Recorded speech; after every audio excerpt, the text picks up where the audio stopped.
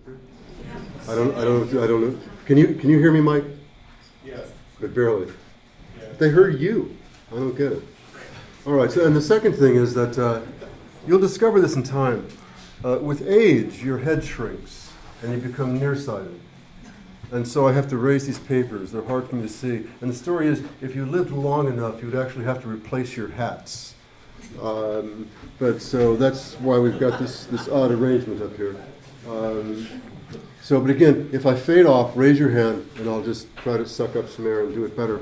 I'm truthfully feeling a little uncertain about these remarks today, and how to contribute to the conversation that seems so closely tied to our professional lives, identities, and hopefully and productively futures. To boot, looking out from here to you, it's quite clear that my remarks are indebted to many of you in this room. I'm also speaking from the finest collaboration that I've ever experienced in the company of Mike Lynch and Jonas Daverson and Oscar Lindwald and Gustav Leimer and Wendy Sherman Heckler and Jean Wong, and Gustav and Jean are not with us today. But for these last 2 years, we've been taking up what seems to be some revisionist readings, in my judgment, of EMCA, proposed by what we've come to call epistemic CA, or ECA. And there's nothing I have to say today about those innovations that's not indebted to this collaboration. In its course, in that 2-year course, part of our work became a return to many of those readings that instructed us 10 and 20 and 30 years ago. It's become an ongoing project, returning to Harold's manuscripts, Sachs's lectures, Manny's remonstrations with discourse analysis, and the deep corpus of clarifying extensions through Sherrick and Button and Coulter and Watson and Anderson and Francis and Livingston and Stephen Hester and Peter Eglin and, of course, Michael Lynch and many others. It's an extraordinary corpus that we have to rely on. There are 2 immediate things to be teased out about our title phrase, the notion of an ethnomethodological CA. Mike has been speaking to that, expresses the common ground of their radical programs. Or as Lynch has written elsewhere, the ethnomethodological foundations of conversation analysis. What was and is, in my judgment, radical about EMCA was the citing of a world already in possession of its methods, its analysts, its achieved structures of order, regularity, and recurrence, before the first credentialed social scientists ever showed up on the scene. And the last ones to the party seldom get to make the punch. So what was radical was the abandonment of modern social sciences' competition with ordinary worlds of vernacular reckonings, as though practical sociological reasoning were the peasant's estate, to be eclipsed by the achievements of formal analytic sociology. In their now classic paper, or what should be, Zimmerman and Polner's The Everyday World as Phenomenon formulates the break quite clearly. It's long, so let me read it to you. In the back, you probably can't catch all that text. The factual domain to which sociological investigation is directed is coterminous, with but mild variation, to the factual domain attended to by lay inquiries. For instance, status hierarchies, as an aside, that's an identifying interest of epistemic CA. But status hierarchies, race relations, organizational structure, juvenile delinquency are of interest to both professional and lay inquiry. Strike? What? I'm sorry. To both professional and lay inquirer. Each mode of inquiry affords the phenomenon formulated the status of accomplished activities whose properties are objectively accessible. One may ask at this point, so what? So what if lay and professional sociologists are oriented to a common factual domain? After all, the operations of social scientists are less subject to bias, distortion, unreliability, and a whole host of methodological devils characteristic of everyday methods of fact assembly and testing. The so what argument assumes sociology to be a disciplined investigation that is fully competitive with members' relaxed investigations. Indeed, as the competitive argument has it, those notoriously loose procedures, whatever they are destined to be replaced by the operations of sociology as a means for securing scientifically warranted depictions of society's orderly ways. And that's 1970, and that's a lot of reading, but it's to remind us that EMCA was leveraged on a penetrating critique of the formal analytic competitions of professional social science. And how the criticism would be pursued is the history of this work through Garfinkel, Sachs, Shegloff, and many others, a goodly number of whom are in this room. It has entailed, as a general way of speaking, a disciplined effort to push ourselves away from the table of formal analytic dreams and relations, and a question for the contemporary literature, perhaps the question for our gathering today, is whether and how those very promises are being reissued. This is where Levinson and our second title phrase comes in. Our recent studies of epistemic CA, they were evident in yesterday. Oscar and Jonas produced a very trustworthy presentation. But those studies make for a delicate task, as we've heard rumblings of disapproval, but not quite disagreement, or at least none that's been posted directly.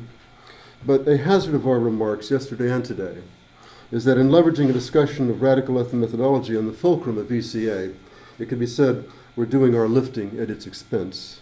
Nonetheless, it's entirely possible that there's some useful lifting to be done, and Levinson may be a useful way into it, as he's not writing on behalf of epistemic CA and has been both appreciative and critical of sequential analysis.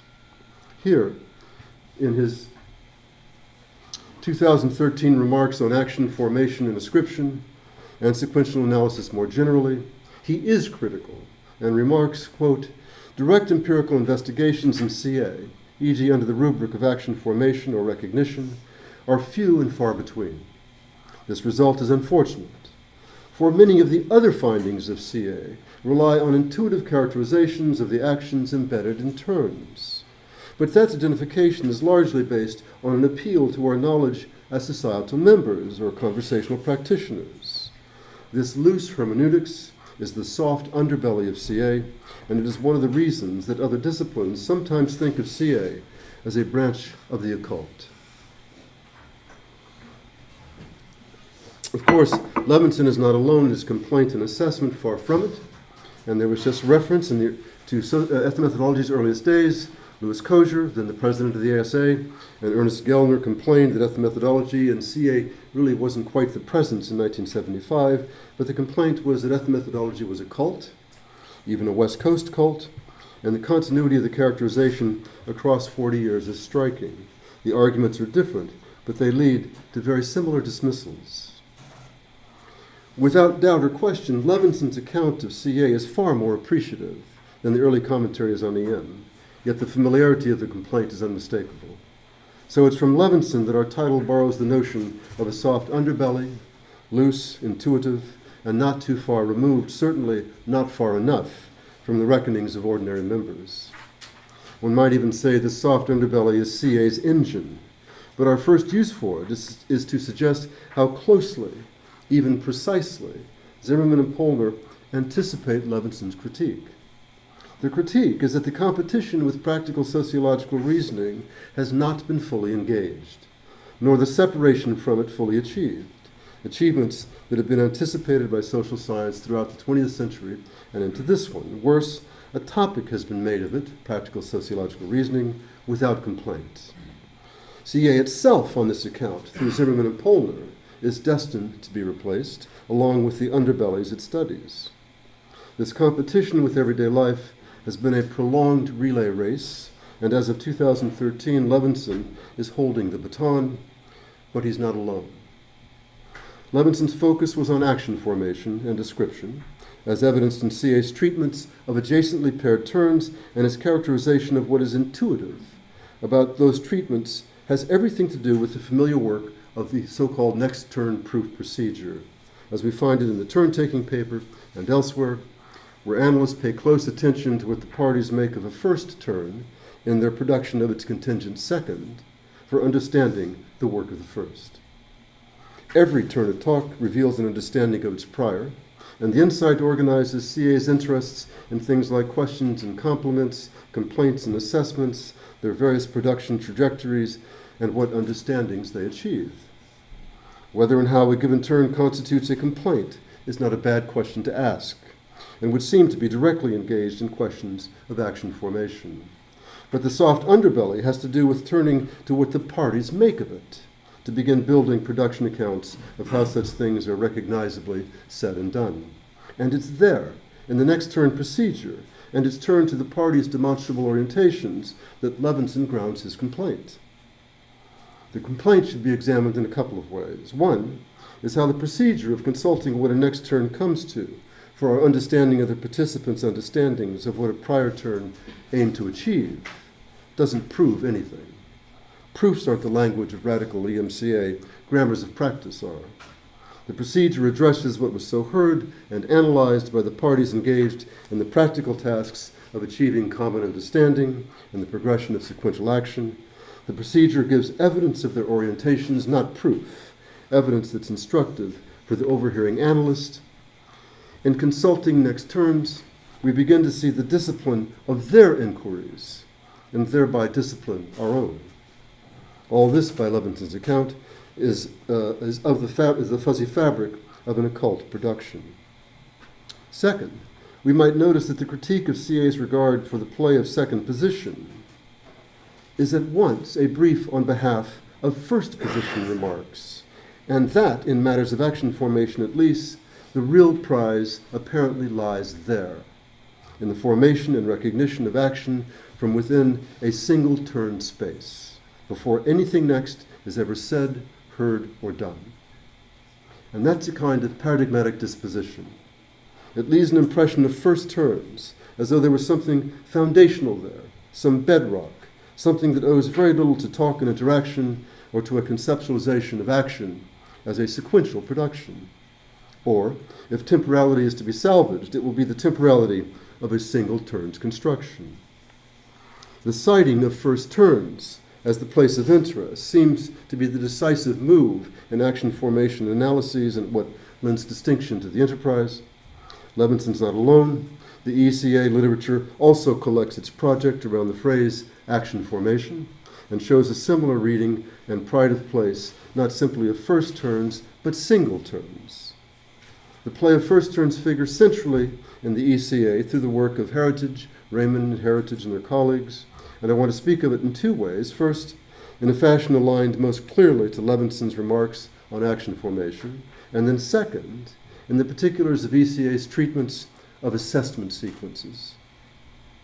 And yesterday, Oscar and Jonas provided a closely argued, very trustworthy summary of action formation in ECA. It included a slide summarizing Heritage's 2012 remarks about the insufficiencies of CA's accounts of action formation. And I want to return to the full passage. They cited a piece of it, and again, it's long, and so the font gets small, so let me read it to you.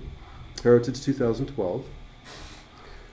Although the CA approach to action and interaction stands in marked contrast to the Speech Act tradition, the paradoxes and difficulties encountered by Speech Act analysis undoubtedly had a chilling effect on CA's approach to first actions.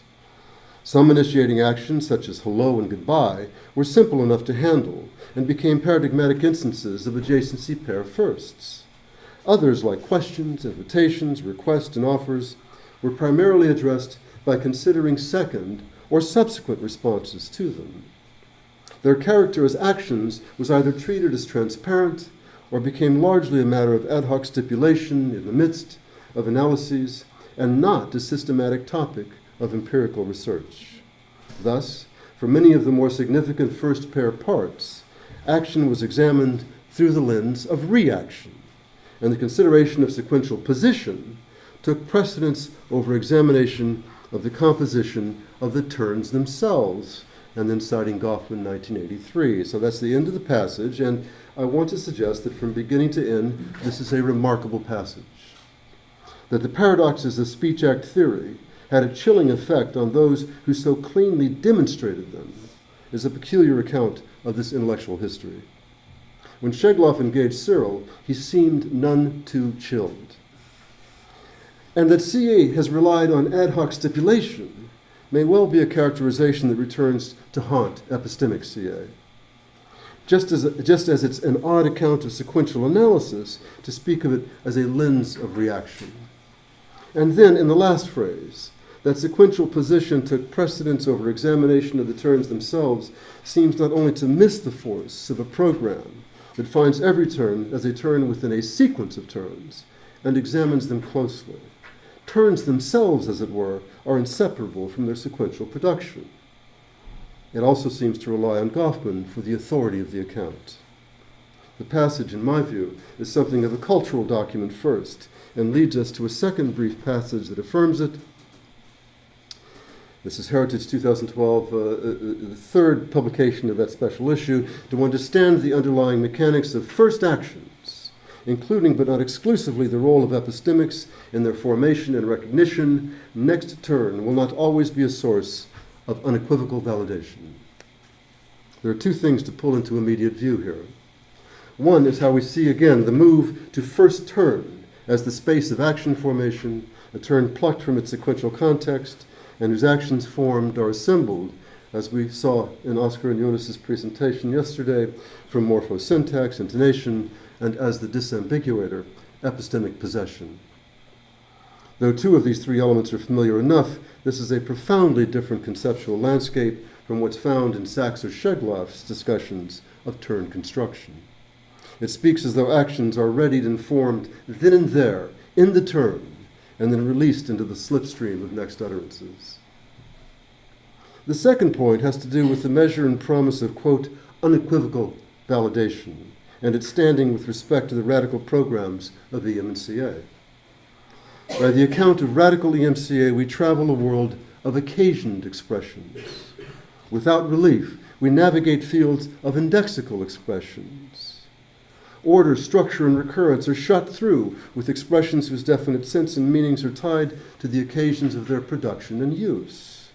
For such a world, it's hard to reckon the promise of unequivocal validation as other than one of the knots, and perhaps the leading knot, of the familiar and long-standing habits of formal analysis. It's not for unequivocal validation that CA's next turn procedure is so useful, a point to which we'll return.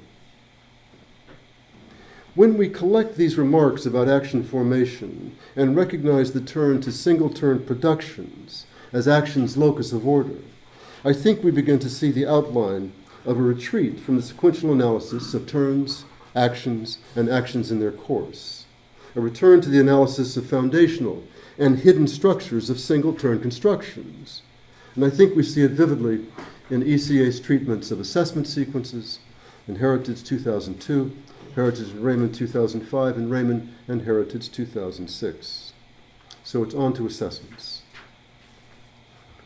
There are three things I want to get at in the treatments of assessment sequences that emerge across those three publications, and I'm going to do so without too much development. The weight of the argument really falls to the transcribed sequence that's in your handout.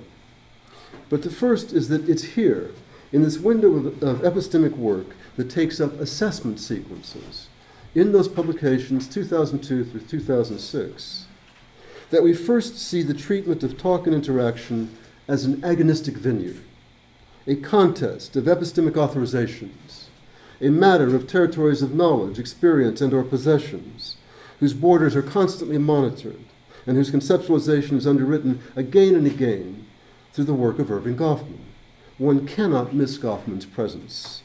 And I'll only say this much about it, and that is, by my reading at least, of a corpus spanning from 1984 to 2013 or thereabouts, and I may have missed it, and others may have found it, but I have encountered not a single reference to Schegloff 1988 from the collection assembled by Drew and Wooten on Irving Goffman, where he, Schegloff, takes up the history and conceptual disputes that Goffman pursued with sequential analysis, and writes a depth of critique that leaves little of Goffman's enterprise standing, or at least standing in the good stead of empirical study. As Schegloff notes on examining a passage in Relations in Public, Goffman can be heard to say, and this is Schegloff's expression, quote, "If events happened with the sense I describe, then my descriptions would be correct," end of quote. The remark is only the tip of Schegloff's iceberg, and the insertion of Goffman into the conceptual and practical history of sequential analysis may be the most striking move in the ECA literature. Second, In this retreatment of assessment sequences as we know them in CA, we find a remarkable revision of our understanding of upgradings and downgradings. And third, through those conceptual revisions, we find the decisive turn away from sequential organizations and to the formal space of single-turn constructions. Sequential analysis does, of course, and routinely, take keen interest in turn constructions for their ties to prior turns, their projectability, the work of speaker selection, topic, progressivity. And these domains would seem to be constitutive of actions formations. Nor can one read Shegloff's On Questions and Ambiguities, for example, and imagine that his interest in first turns and turn construction is somehow casual. But we find a very different kind of turn construction in the ECA's discussion of upgraded and downgraded first turn assessments. I take it we all have a reading of assessment sequences through Sachs and Shegloff, and thus understand upgrades and downgrades as descriptions of second assessments that are measured to their firsts. As of a first, we hear a second that may be produced as an upgrade or downgrade of the first, and also hear it through the production features of preferred and dispreferred next turns. Upgrading and downgradings are clearly features of sequential organization. Simply put, they are second position actions. This conceptual landscape is radically revised in ECA, such that there we have upgraded and downgraded first assessments, and you could well be baffled by the formulation. If gradings, whether up or down, are produced within local sequential environments, you might ask, what is the sequential environment of a first assessment? And what is it of that environment that affords the ground whereby an upgrade or downgrade first assessment cuts its figure? More simply, what is an up or downgraded first assessment up or downgraded from? The answer is roughly, though not exactly, nothing. Meaning that an upgraded or downgraded first assessment is a second to nothing. And thus the puzzle of a graded first assessment won't be resolved by consulting sequential environments. Rather, the reader must note how the object of the grading, the what of the upgrade or downgrade, has been radically recast. What is being graded in ECA assessment sequences in both turns of the sequence is the epistemic endowments of the speaker herself. This entails a substantial departure from the conceptual orbit of sequential analysis, and perhaps the first departure has to do with the rendering of position. Position becomes in these treatments an ordinal object rather than a sequential object, relieved of sequential production history. Perhaps it has one, but that history has no bearing on the work of the graded assessment. We first see the ordinal rendering of position in a discussion of first turn assessments that addresses what is consequential about going first. That is, doing being first, or being the first one to assess, quote, can index or embody a first speaker's claim to what might be termed epistemic authority about an issue relative to a second, or to know better about it, and where a state of affairs is separately experienced or known by the parties, going first can have a greater impact in implicitly establishing a superior access, expertise, authority, and rights to assess the matter in question, end of quote. Thus, first said assessments are, as of their firstness, upgraded assessments, whose upgraded claim of epistemic authority is in hand before any next turn is produced. In this fashion, the sense of position is rewritten, as the object of the grading is rewritten first. These gradings have no particular need for a sequential understanding of position because they do not owe to a sequential production. Upgrades and downgrades are now produced in the course of single turns as claims on behalf of epistemic rights to produce whatever the assessment may be. As the argument about first said assessments develops, an allied task and problematic emerges for any next said assessment. Given the presumptive epistemic advantage of going first, if a person producing a second assessment, quote, wishes to convey that he or she has previously and independently formed the same view or opinion as the first speaker, end of quote, then there needs to be a way to do that, and O prefacing the second assessment is the most familiar device. As Heritage observes, quote, O prefaced second assessments, in short, embody a declaration of epistemic independence, end of quote. And there are ample exhibits offered on behalf of the claim, and including the one that we'll be discussing towards the end. What we then see, from the assignment of gradings to first assessments and the advantages of going first, to the problematic that follows for second speakers, and the solutions that are then offered, is that assessment sequences in their entirety, across both turns, become agonistic sites for the play of epistemic independence and or subordination. Each turn of the sequence offers evidence of an epistemic contest, and both turns have regular devices for upgrading and downgrading their claims of authority via morphosyntactic features of the turn's construction, such as negative interrogatives, tagged questions that claimedly write equivocations onto the assessments they tag. But I want to reemphasize what strikes me as the most significant revision that these discussions set in play. Assessment sequences are well known in sequential analysis for how they articulate a sequential grammar. They appear in epistemic treatments too, familiar on the one hand, but quite differently laden and thus organized. The play of upgradings and downgradings are not now remarks on the objects of assessments, but rather on the strength of rights and authorizations to speak of them. And thus a familiar analytic architecture of sequential order yields to a displacement, a very different conceptual register. One of epistemic status endowments is nestled in familiar ground, and one could miss the substitution and how the formative organization is no longer sequential at all. Rather, it's a turn to turns themselves, to the formal space of a single turn's construction and the formal and also hidden structures that animate it. And it can be fairly noted that a great deal of the interest we find in ECA, elsewhere in the literature, seems to follow from the invitation to fill this space, this single turn space, with newly considered constitutive organizations of formal logic, structure, and production features. A return in this architectural sense to a speech act account of action. In sum, we're pointing to a pivot away from sequential grammars as the analytic fabric of members' demonstrable orientations, produced and measured in real time, as of their disciplined practices of speaking and listening, as they not only take the measure of what's said and done, but measure the production of their own sayings and doings as resources for others to do the same. This takes us to our case. With these remarks in hand, I want to turn to an exhibit of ECA's treatments of assessment sequences, how it plays out, how the analysis proceeds, what it finds, and also what it seems to take no notice of. It involves a conversation between two dog breeders about plans by one of them for breeding a young female.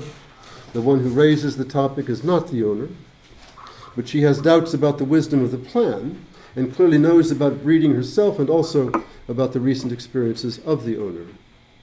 Territories of knowledge and experience are clearly on the table, at least insofar as both parties seem quite experienced and know a great deal of the same history.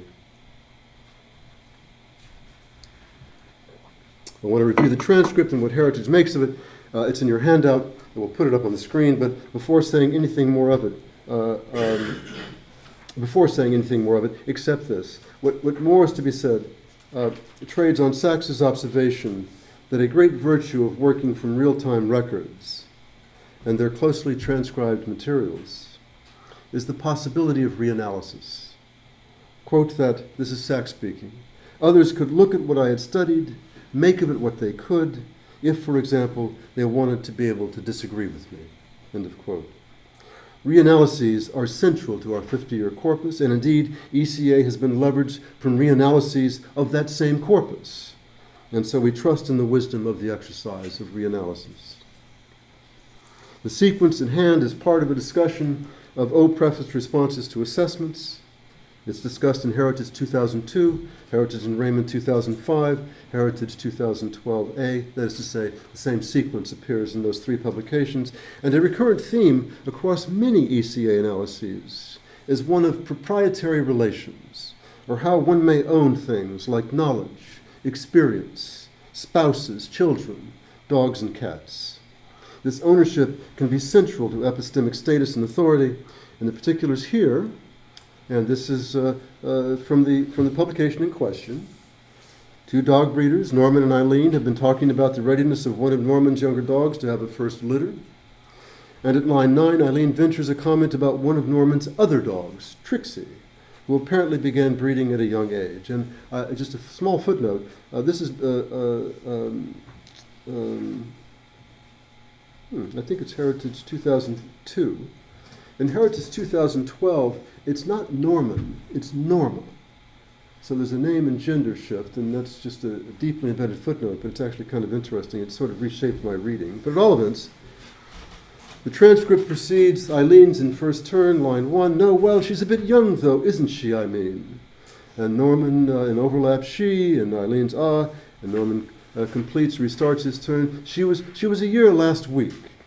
And Eileen, oh, yes, oh, well, any time now, then. And Norman's and Eileen's yes. Norman's, but she's, and then in overlap, Eileen, 'cause Trixie started so early, didn't she? And then Norman, in overlap of her tag, softly spoken, oh, yes. And then Eileen in line 11, yeah. The narrative resumes.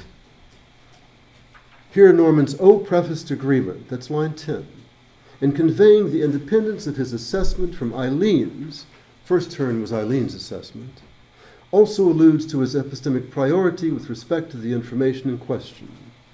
At the same moment, Eileen's tag question, line 9, downgrades the epistemic strength of what would otherwise be a flat assertion, and then further, as part of the discussion, the epistemic priority of the second prefacing speaker, that's Norman, in line 10, is available from the topic and context of the interaction and inexplicitly indexed in the talk. End of quote. Now, there's several things to tease out here. The sequence begins with Eileen suggesting that the pup in question is still a bit young. Norman cites her age in line 4. Eileen seems to receive it as settling the matter, but she returns with the recollection about Trixie in line 9, and her ending, didn't she, seems less a downgrade than a call for agreement or recognition, which she gets in Norman's line 10 at her first possible completion. That is to say, Norman overlaps at her first possible completion. Her turn seems to be the touch-off for Norman in line 10 in his softly spoken, oh yes, where soft speaking and prefacing can be marks of discovery. Note also Norman's line 6 and the latched turn in line 8 in what sounds like the beginning of a continuing rejoinder to Eileen's first turn assessment. The published analysis, which is pretty much all that we've presented, has it that Norman is pressing his, quote, epistemic independence in line 10, and that it also, quote, alludes to his epistemic priority. Now, these can be tough phrases to tease out. The dogs in question are certainly Norman's dogs, and thus, as of the Western canon of ownership, he's entitled to make decisions about his property. And the ECA literature is filled with discussions of ownership. One can call it epistemic or not, about knowledge, access, territories, grandchildren, and the rest. But I want to suggest that the real puzzle here is a puzzle we've encountered time and again in the ECA literature, and in the particulars here it sums to this. Eileen's pursuit of her assessment is, from the beginning, oriented to just whose dog it is. It's quite clear that she's speaking of his dogs. She shows it in her assessment and solicitation of agreement in line 1, and note that her turn beginning shows a tie to a prior first turn that we don't see, and the temporizing of a dispreferred next. She shows it again in her back down in line 5, and she shows it again, that is to say, her orientation to ownership and whose dogs these are, in her next assessment of the experience of Trixie in line 9. To then propose that an orientation to epistemic priority, or at least ownership, first or markedly shows up in Norman's prefaced agreement in line 10, ignores how the sequence has been oriented to ownership throughout. Ownership and the privilege of estate, if not epistemic estate, have been in evidence from the beginning of the sequence, and thus we can ask, as we've as we have many times in our larger review of the ECA corpus, by the time we hear an O-prefaced second agreement in line 10, assuming line 10 is a second assessment at all, just what work has this inexplicit indexing to do? How has an orientation to who owns what not been explicit and demonstrable in the orientations of the parties and formative of the sequence all along? And what is hidden here that only line 10 indexes or reveals? With these questions in mind, we want to consider the sequence differently and offer a sequential treatment that will both orient to the play of ownership and yet assign it no particular theoretical, epistemic, or implicit privilege. I want to briefly consider the sequence through Sachs's remarks on the inference-making machine and Shegloff's treatment of confirming illusions. In his lecture on the inference-making machine, which is in Volume 1, Part 1 of the collected lectures, it's Lecture 14, Sachs is addressing grammars of account construction, or how one needn't be a witness to the affairs a telling tells, to have penetrating noticings about how the account has been assembled, and how accountable things have or have not been produced. We have something like that here, but from a different direction. The account is the thing Eileen is working to achieve, by pointing to a shared history and experience that would be accountable that way. Eileen is leading Norman, or Norma, to a conclusion that her assessment, her Eileen's assessment, that she's still a bit young, projects, but does not say. And she's working to produce next resources whereby Norman might find the direction of her remarks so that the conclusion or inference would be his first to make, perhaps further orientation to his ownership. And indeed, he seems to find it in line 10 in his "oh, yes." So what the work of the sequence comes to by this alternate account is Norman's recognition of what Eileen has been pointing to from the beginning, and Eileen's work of leading him to see it. We can also understand the sequence through Shegloff's discussion of the grammars he calls confirming allusions. Two things should be noticed. First off, he doesn't stipulate that such a practice is out there. Rather, he proposes that it's a possibility and pursues the possibility in materials. Second, he uses the term allusions broadly. He observes, quote, "I use the term allusion here very broadly." You don't have a slide for that, which is okay. "I use it very broadly, including diverse usages from hinting to such non-literal tropes as metaphor, metonymy, and analogy. Although semiotically speaking, it may well be that anything can mean anything. It's striking that in ordinary uses of the vernacular, participants do not behave that way. They wrest the ordinary from the indefinitely many possibilities and from the possibilities of indefiniteness." End of quote. So we can say that Eileen is gently, thoughtfully hinting. And we can also note in her agreement in next turn to Norman's line 10, that is to say her line 11, as spare as her "yeah" is, produced with the soft speaking of Norman's prior, that we have some next turn evidence, not proof of course, of how Norman was heard in two respects, that is to say, how Norman was heard in line 10.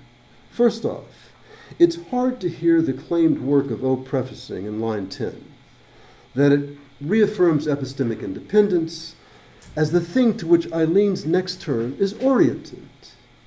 Next turns may have soft underbellies, but they're better than no belly at all. That work in this case, and many others, that work of affirming epistemic independence, is said to be, quote, inexplicitly indexed in the talk. But this seems no more than stipulation, insofar as it's difficult to imagine how any transcript could deliver that which is inexplicitly indexed. It seems to be a matter removed from the surfaces of things times two.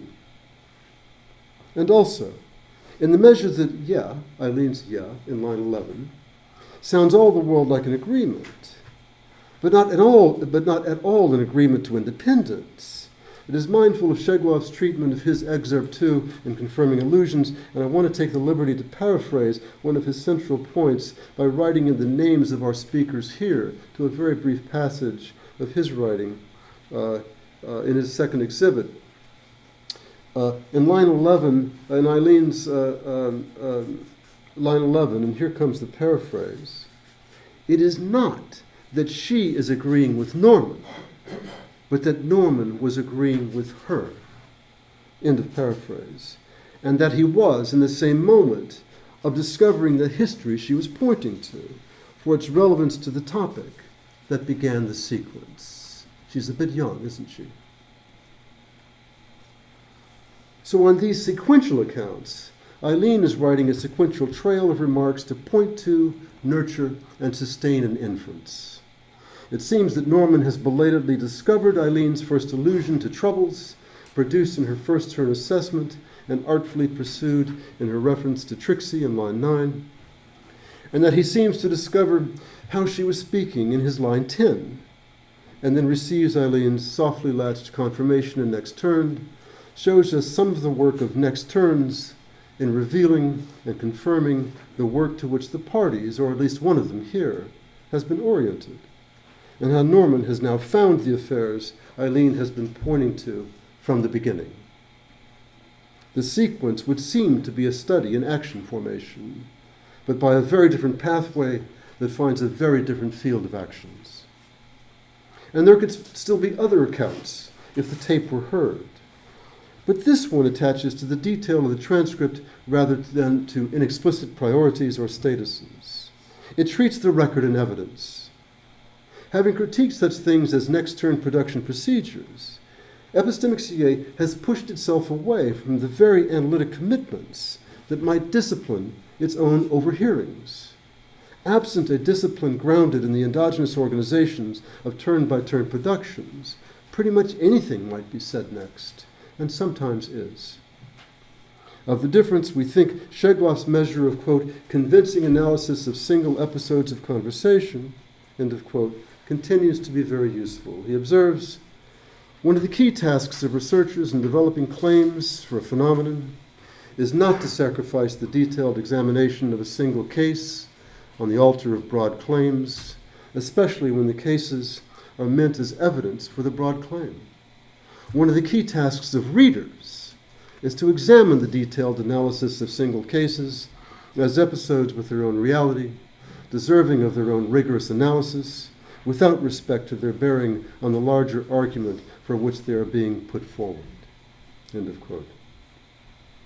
If there is a duly soft and occult underbelly in our remarks here, then perhaps the characterization is no more than a demeaning of the vernacular practices and organizations whose achievements, common understanding central among them, have been the centerpiece of ethnomethodological CA from Sachs's earliest lectures. The complaint appears to follow from dissatisfactions with the idea that the analysts must be in relevant respects members too. Not necessarily dog breeders in this case, though it could be relevant in other cases, but masters of the natural language in play. The implication through Levinson and Heritage's remarks is that the underbelly lies there, in the play of members' competence, for the understanding of members' competence, and thus in the very premise of ethnomethodology's program. One could have thought that that complaint had been vetted long ago. But it's not that the image of soft underbellies is so disagreeable. Thank you. The life world may well be soft underbellies all the way down, and if so, its empirical study is obliged to take them up. But by whatever imagery, the radical program of EMCA programs have been in pursuit of whatever bellies there may be, as those that bear the weight, the enormous weight, of ordinary worlds in the detail of their achievements on their each and every occasion. Lastly, while EM, and especially CA, is known for its technical rigor, there is an extraordinary conceptual rigor that underwrites it. And interspersed in his lectures, Sachs seems always mindful of the conceptual, And I want to conclude with a remark early in his lecture on the inference-making machine. Quote, "One of the first things I want to be able to give you is an aesthetic for social life. By that I mean, in part, that we should have some sense of where it's deep and be able to see and to pose problems. I'll try to do somewhat more than that. I'll also try to develop a variety of notions of what kind of business sociology is, what its problems look like, what the form of the solutions to those problems are, and perhaps to some extent, some of those solutions." End of quote.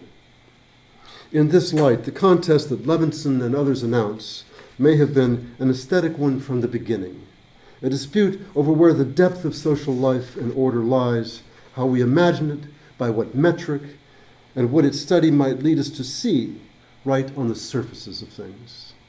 And I'm done. Thank you.